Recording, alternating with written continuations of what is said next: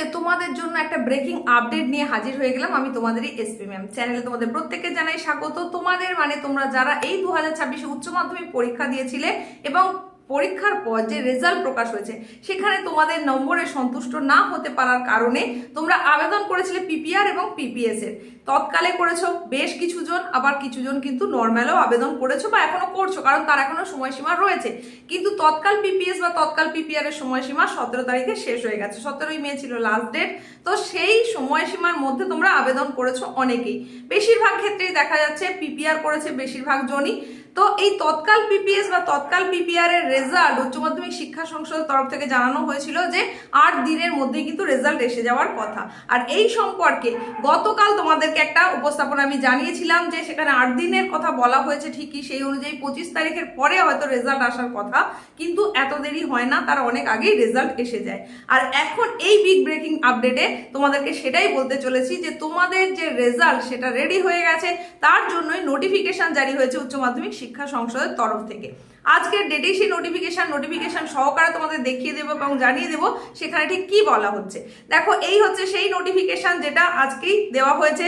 নোটিফিকেশনে জানানো হচ্ছে কি, attention all head of the institution under the purview of the council of applications of Tatkal PPS or PPR of HS examination 2026.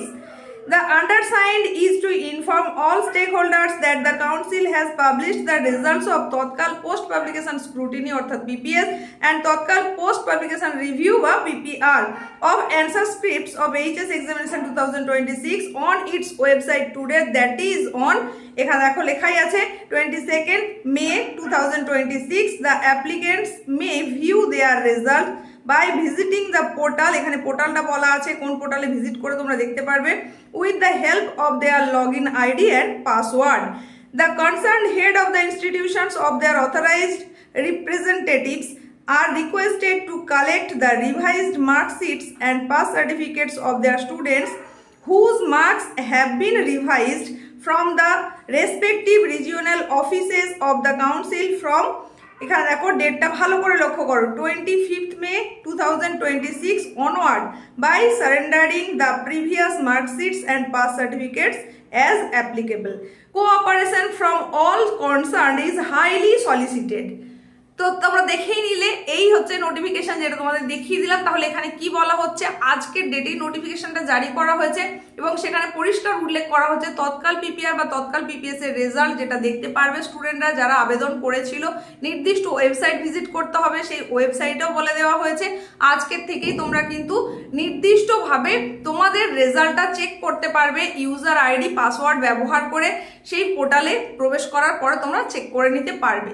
এইবার যাদের ক্ষেত্রে পরিবর্তন হবে, নম্বরের পরিবর্তন হবে, তাদের জন্য কি বলা হয়েছে, 25/5/2026 থেকে সেই মার্কশিট যেটা এখন তোমাদের হাতে রয়েছে সেই মার্কশিট এবং পাস সার্টিফিকেট সেগুলো সাবমিট করে দিতে হবে এবং নতুন কারেকশন হয়ে যাওয়ার পর যে মার্কশিট হলো সেই মার্কশিট এবং পাস সার্টিফিকেটটা তোমাকে কালেক্ট করে নিতে হবে। তোমাকে কালেক্ট করতে হবে না, স্কুলের এইচএম বা এইচএম এর দ্বারা প্রেরিত কেউ একজন গিয়ে সেটা রিজিওনাল অফিস থেকে কালেক্ট করবে। এই হচ্ছে মূল বিষয়বস্তু, সবটাই তোমাদের জানিয়ে দিলাম। তো তোমরা কারা কি আবেদন করেছিলে, পিপিএস আবেদন করেছো না পিপিআর আবেদন করেছিলে তৎকালে, সেটা জানাতে পারো। এবং সেক্ষেত্রে যদি তুমি চেক করে ফেলে থাকো, যদি চেক করে দেখে নাও আদৌ রেজাল্টে পরিবর্তন হয়েছে কিনা, তাহলে কি হলো সেটাও জানিও। আগেই আমি তোমাদের জানিয়েছিলাম পিপিএস এর ক্ষেত্রে সাধারণত খুব একটা পরিবর্তন হয় না, নো চেঞ্জ দেখায়। পিপিআর এর ক্ষেত্রে কিছু কিছু পরিবর্তন হয় এবং অনেক ক্ষেত্রে দেখা গেছে ব্যতিক্রমী পরিবর্তন, খুবই পরিবর্তন হয়েছে, এরকমও লক্ষ্য করা গেছে। তো তোমাদের ক্ষেত্রে কোনটা হয়েছে সেটা অবশ্যই জানিও। তো তৎকালের রেজাল্ট বেরিয়ে গেল, এখন তোমাদের কলেজ অ্যাডমিশনের কোনো অসুবিধে আর নেই, যেহেতু এখনো কলেজ অ্যাডমিশনের সময়সীমা রয়েছে। তো এর পরেও কিন্তু তোমরা চাইলে আরটিআই করতে পারো। আরটিআই করতে গেলে সেখানে যে প্রসেসটা রয়েছে সেটা সম্পর্কে তোমরা যদি ডিটেলসে জানতে চাও, তাহলে সেই সম্পর্কে তোমরা যত বেশি কমেন্ট করবে পরবর্তী উপস্থাপনায় তোমাদেরকে সেটা সম্পর্কে জানিয়ে দেবো। বা এই যে তৎকাল পিপিএস বা তৎকাল পিপিআর এর রেজাল্ট তোমরা কিভাবে দেখবে সেটা সম্পর্কেও যদি জানতে চাও, তাহলে সেই সম্পর্কেও কিন্তু তোমরা কমেন্ট করো, নেক্সট উপস্থাপনা সেটাও কিন্তু তোমাদেরকে জানিয়ে দেবো। আর যদি নিজের থেকে চেক করে নিতে পারো তাহলে রেজাল্টে কি হয়েছে সেটা অতি অবশ্যই জানাও। আর আরটিআই সম্পর্কে জানতে চাইলে সেটাও তুমি লিখতে পারো, বা আদার্স কোনো কোশ্চেন তোমার মনে এসে থাকলে সেটা সম্পর্কেও তুমি লিখতে পারো। দেখা হচ্ছে নেক্সট উপস্থাপনায়। আশা করছি তোমাদের রেজাল্ট ঠিকঠাকই আসবে। পিপিএস এর ক্ষেত্রে আবারও বলছি খুব একটা পরিবর্তন হয় না, পিপিআর এর ক্ষেত্রে বেশ পরিবর্তন হয়। তো তোমাদের যদি পরিবর্তন হয় অবশ্যই সেটা জানিও। দেখা হচ্ছে পরবর্তী উপস্থাপনায়।